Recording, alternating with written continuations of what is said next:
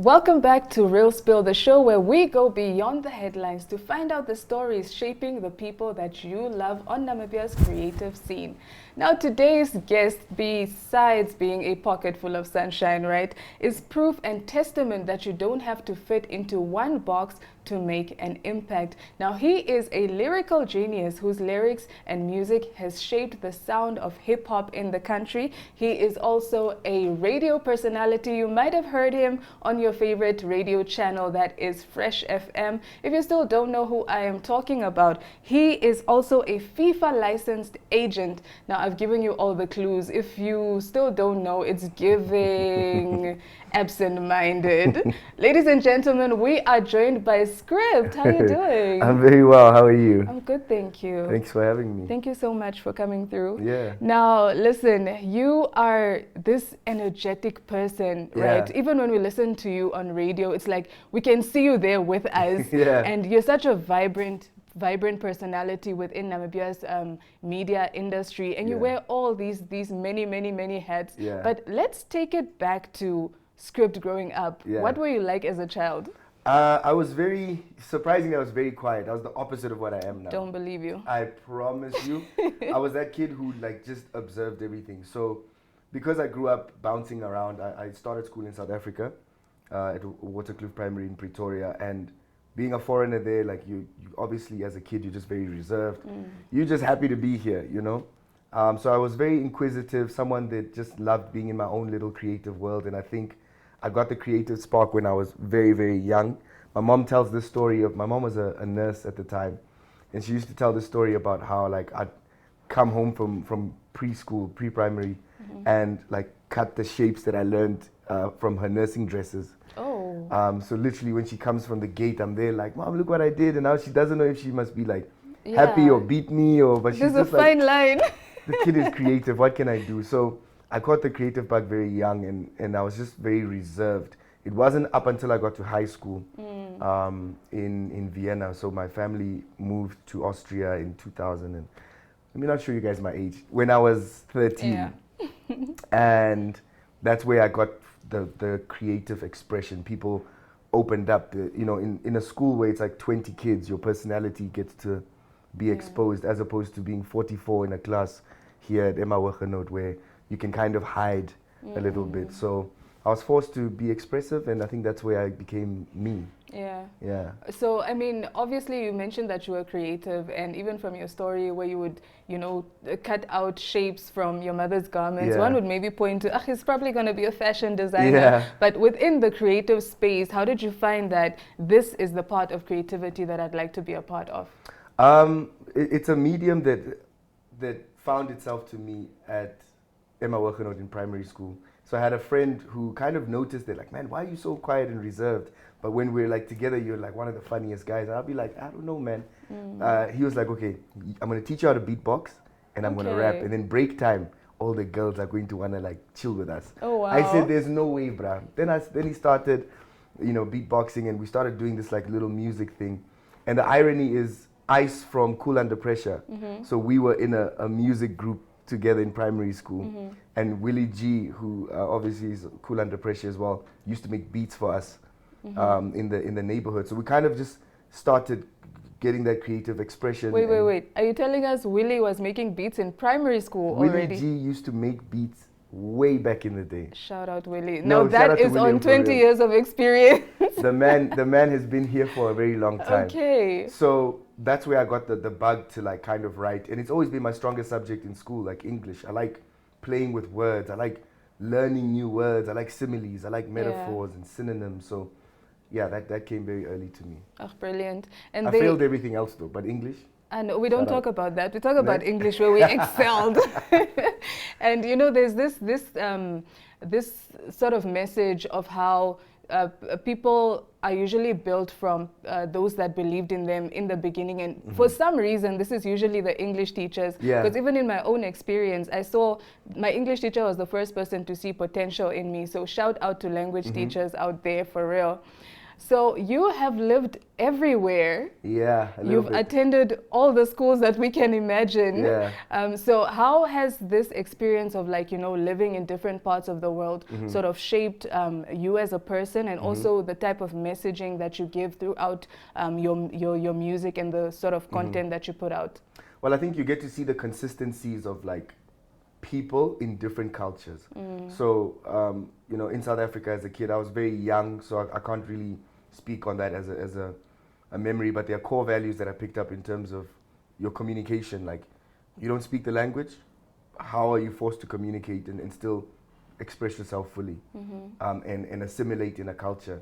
When I got to Europe, I was in an American school that had like 61 different nationalities. Oh. So how do I express myself with the Filipinos and the Koreans and the Nigerians? And so like you really learn how to be a person of the world and relate to cultures and find the common denominator, which is humanity amongst us. And I think that has helped my expression as a writer as well, because I don't write from the perspective of Skrypt, the Herero boy from Epukiro, who has this mindset. I can write from vicarious experiences. Yeah. And I always say that you won't live long enough to make or to learn everything yourself. So learning from other people is great. And if you can learn from people from vast cultures, I think you're fully equipped to tackle the world anywhere. You can drop me anywhere. I'll survive.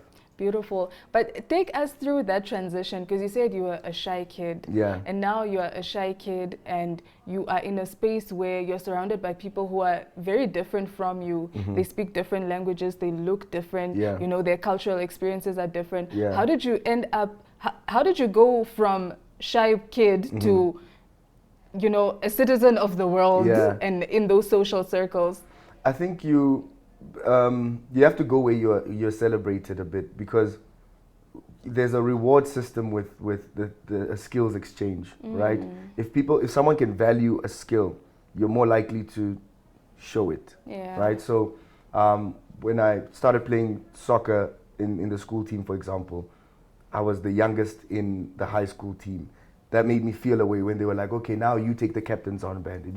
It made me feel a certain way. Oh, join the basketball team. It made me want to like, oh, you guys want me to be a part of something. Yeah. So let me give back. Let me kind of connect more with you guys, and that by doing so I express more my personality and who I really am and all my creativity. So like the sports bug bit me early, the music bug bit me early, and those are the two aspects of my life that kind of make me me and make me happy. Yeah. So I'm happy to kind of, it was an easy transition to just be like, just give the world who you are. If they reject you, they're not for you, and you continue to go where you're celebrated. Okay, so shy kids, move closer. Come. So the secret is to participate. Yeah. Try out sport, Yeah. try out music, try out drama. Sit in those cliques until you find your people. Try before you die or forever wonder what if.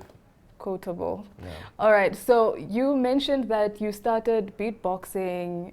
Your friend was beatboxing while you rap, or you were beatboxing while your friend There was raps, an exchange and there. interchanging, and all the girls would circle and listen. And that has not changed until today because because you have this wide audience of women, some who might be jealous that I'm sitting right next to you right now. No, I'm just a nice guy. Just a nice guy. Okay, so how did you, from primary school, in these probably break time in these circles making music to big stages, when did you realize that, look, this music thing is fun, but I can also make it a career, man? I can take it serious. How did that, shift happen? So again, the many hats are going to get a lot more. So coming out of high school, I was in seminary school studying to become a pastor.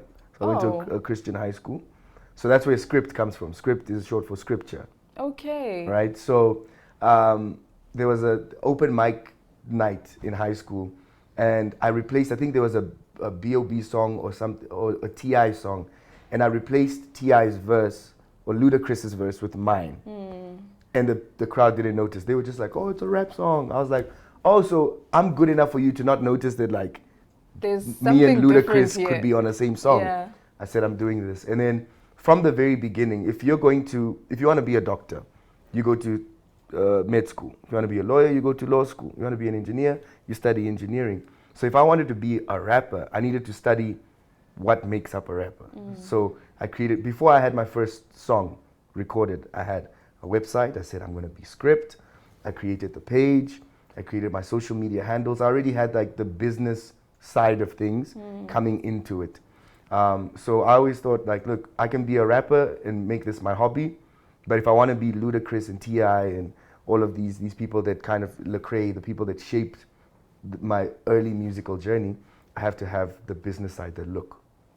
So from the very beginning, I said, if I'm going to record a song, I'm going to put it out, I'm going to do it the right way. So I wanted to be a professional artist from the very beginning. It was never about like the creative expression in the hobby, because that came naturally. I can do that at home. Yeah. But if I'm going to share my music with you, I'll share it as a professional musician. Oh, lovely. Yeah. And I think that's the difference between you and some other musicians, because I can realize today that I'm actually talented and people are listening to what I put out, and then I just want to put out music because I have their attention. But you went in and said, look, I don't want to just put out music. I want this to come from, you know, a plan. This is a strategy. I need to integrate the media space, or the music space rather, with a plan. And that's very, very commendable. Take your flowers. I mean, come on. Thank you. All right. So, you know, you are a hip-hop artist, and hip-hop has had its phases in this country. You know, we had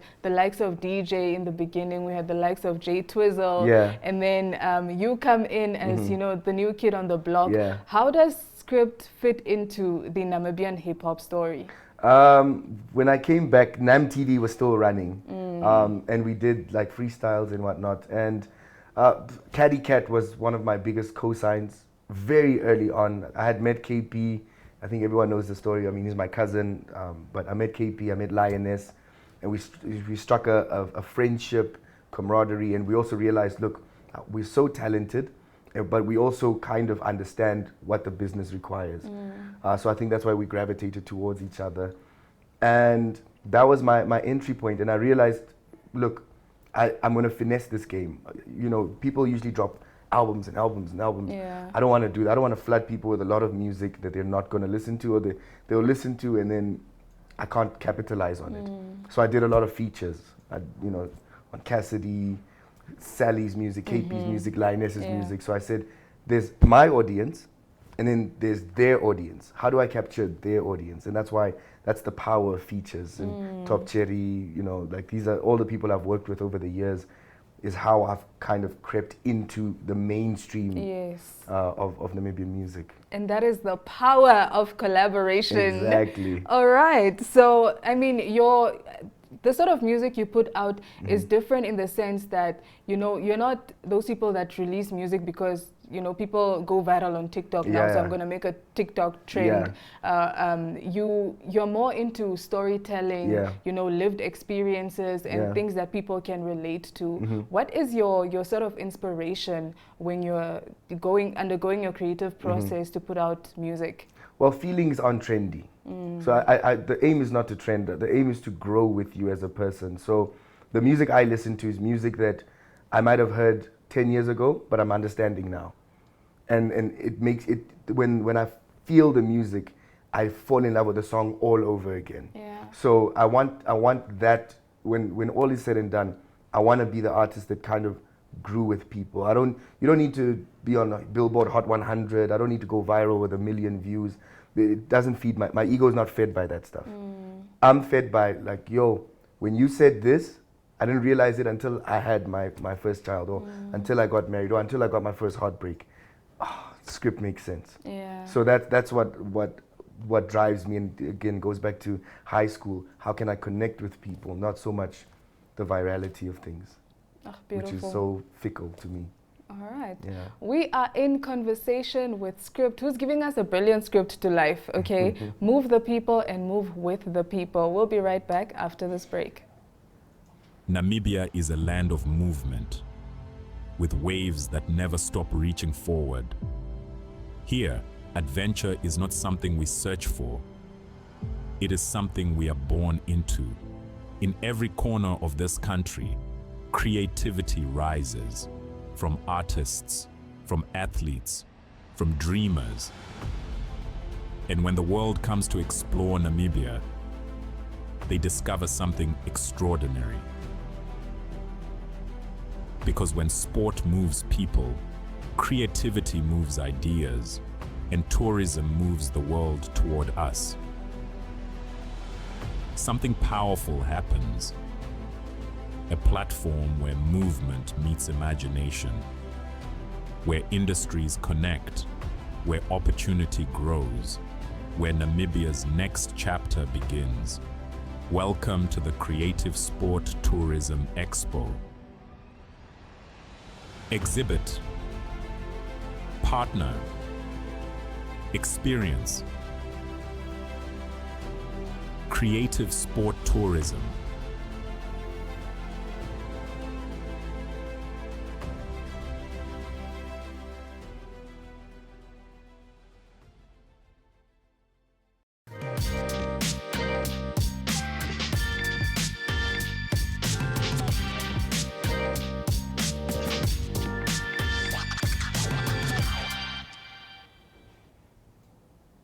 We are talking all things music and the many, many, many hats that Skrypt wears, and we are just halfway through this interview. All right, so in the first part, we learned that KP is his cousin. Yeah. We learned that he is schooled everywhere in the world, and we also learned that he was studying to become a preacher. Yes. Okay, let's get to the second part of this interview. Now, before this, we're talking about, your musical journey, where it all started, some of the notable collaborations that you've had. But we all know that music in this country is a bit challenging, and you also mentioned it offline before this interview. Has there ever been a moment where you felt like, I'm going to quit music? Yes, I'm kind of in that now, not because of the music itself. Like, I don't care about I've built the brand, I've used music to build the brand that can stand alone away from the music. So I don't care too much for the fruits of the music, but I am aware that the image of being an artist and what you throw towards building this artist can take away from your personal life and my personal ambitions, like I said, wanting to be a family man, all of these things. Like, it's tricky because an artist usually is working at night, your creative hours are in the studio. This is the time someone must say, come, dinner is ready. Yeah. And that time you are just starting up the computer to loading up the PC. So there are a lot of moments now more than ever where I'm like, I could do without it, but it's what I'm born to do. So yeah, let me not waste it. God doesn't make mistakes.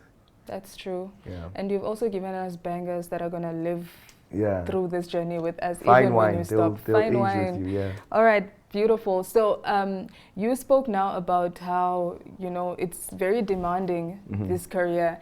And like I mentioned prior to this, you do wear many, many hats. So how do you sort of balance these many hats that you wear and also make sure that one career doesn't overshadow the other and that there's enough, there's enough script for all these careers? Yeah. Well, we're all multifaceted beings. Like that shy kid I was talking about, he is someone who is, I was very curious about the world in so many different ways. Like expression. I said, okay, how can I best express myself? I find a common denominator for television, for radio, and for music. I say, okay, connectivity is what I want from music, from TV, and from radio.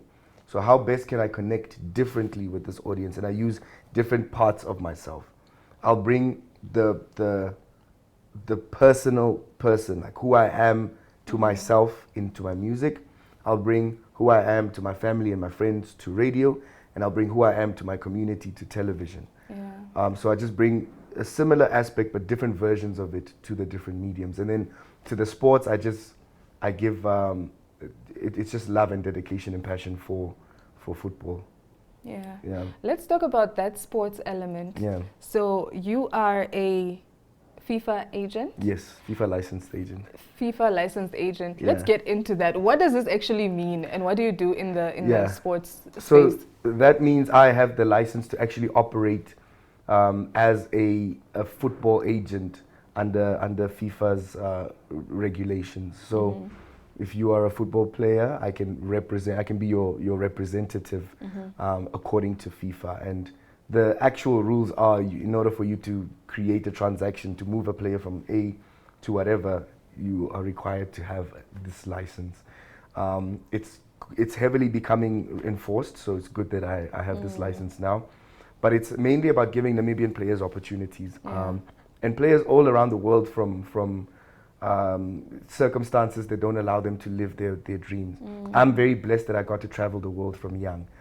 Not everyone has that opportunity, so I want to give that to the footballers that can literally take their parents and their entire families out of their circumstances.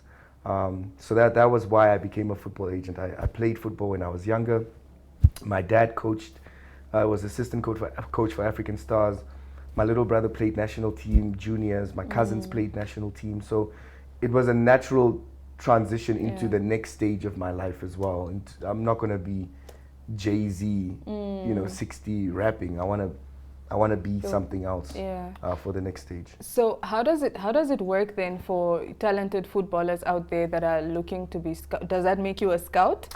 Do you look for talent? What's the process? In many ways, you have to have the scouting ability and an understanding of what teams are looking for, what the general football world is looking for as well.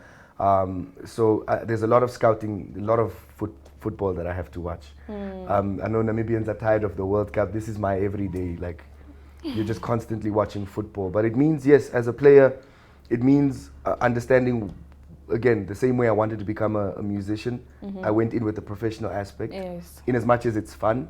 So I call to footballers to say, in as much as you enjoy football and there's a lot of attention, and especially we have this culture of footballers get a section in the club, and that's all fine if you don't want to become a professional. But it's a short career, and what you put in is what you get out. Football you can't cheat the game. Exactly. So if you want to be a player, and you have to invest in yourself. We don't have football broadcasting in Namibia, so try and get your footage from your club, your team. Get your own footage if you must. Do the extra hours in training, because we're not a professional setup here, so you're not getting the full professional training you need from the teams alone. So there's so much you can do as a player to get ready to become a professional player overseas. Amazing. Yeah. So if you're a footballer and you see this face at one of your tournaments, give it 150%. Yeah. You might just be leaving the country.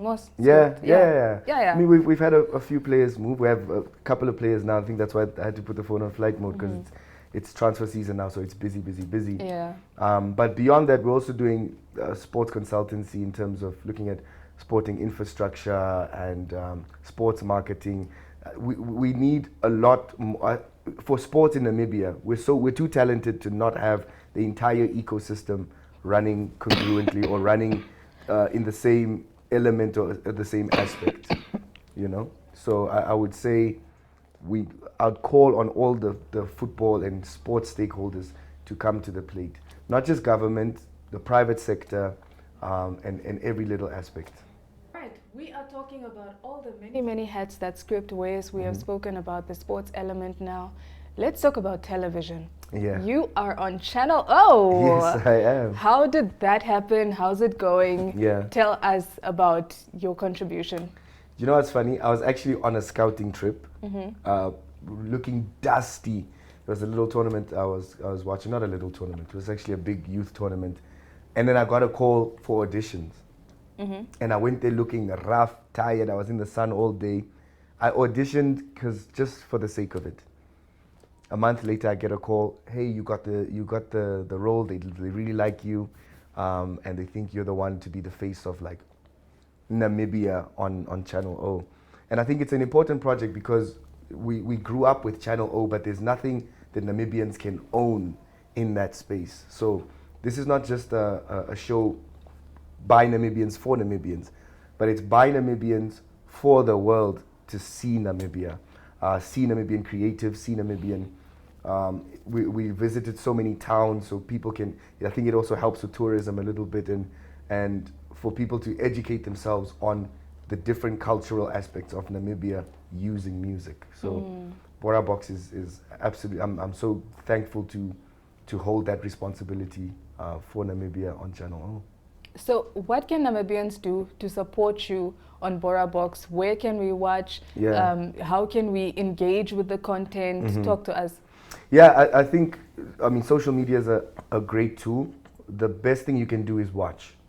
The best thing you can do is engage, because obviously it influences the ratings, and that's how the shows continue. So I think we're just waiting on season 2 to start shooting. But I think just engage with the content. Like I said, in as much as the numbers and everything is great, I want people to actually sit and enjoy.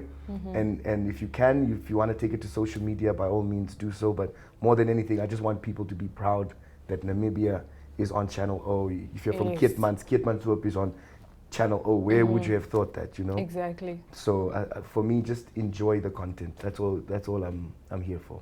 Brilliant. You are definitely putting Namibia on, and we absolutely love it. Let us engage with Bora Box. Let's enjoy the content. Let's engage, and let's keep Namibia shining. All right. Now, lastly, you've been a bit quiet on the music front. Yeah. But let's just not focus on the music alone. Yeah. What can we expect from Skrypt moving forward? I know I think your last drop was when you dropped It's Giving with KP Illest. It's one of my favorite albums. Okay, love it. And yeah, I'm looking forward to hearing more. What can we look forward to? I don't know. KP is gonna kill me if he's definitely gonna kill me. He won't kill you. He's your cousin. Talk it out.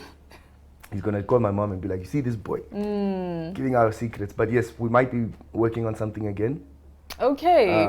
Very soon. Collaboration. Who knows? You know, something of that nature. I'm definitely gonna drop a solo album or solo project this year. And I have my first my poetry debut this Friday, actually.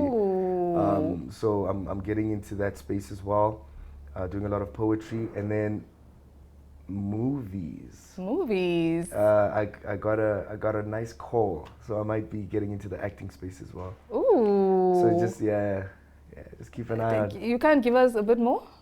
I can't, because I don't have a bit more. Oh, okay. All I know is that like some serious people called me and said, "You know Denzel Washington?" I said, "Yeah." They said, "Can you be that guy?" I said, "I can try." They said, "Sharp." Is this a local production? The local with the international budget. Okay, absolutely love it. You heard it right here on Real Spill first. Now, I tried to get a little bit more out of the man, but he refuses. He's silent. So keep up with him on social media. Where do we find you? What are your handles? Skrypt Music on all platforms. Skrypt. If you misspell it, you're not going to find me. So this is also, I spelled it that way so people can respect names. If someone gives you a name, call them, write it how it is, call them what they say. Skrypt Music on all platforms, and just support your local creatives. Not even me. If I'm not your fave, go to your fave and flood their page with fire emojis, flood your favorite content creators. I think we are in an era now where Namibia can become South Africa, Kenya, Ghana. We can be a powerhouse on our own, but it comes with the support. Brilliant. And the power is in your hands. There's only so much that creatives can do, but if you're not consuming the content, the industry isn't going to grow. Thank you so much, Skrypt, for that very insightful conversation. You gave us a bit of something to look forward to, and I hope we'll be seeing all of you on Friday. Are there details? Vinyls on Friday. That'll be at 8 p.m., I believe. Okay. I'm nervous. I know many people are confused as to why someone who's been in the game gets nervous, but it's my first time actually doing poetry on a stage, so I'm excited. And come out and let's have a good time. Support your local poets, your comedians. These are people really putting in work, so I love it. And one more head on the head of Skrypt. We'll be right back on Real Spill next week, same time, same place.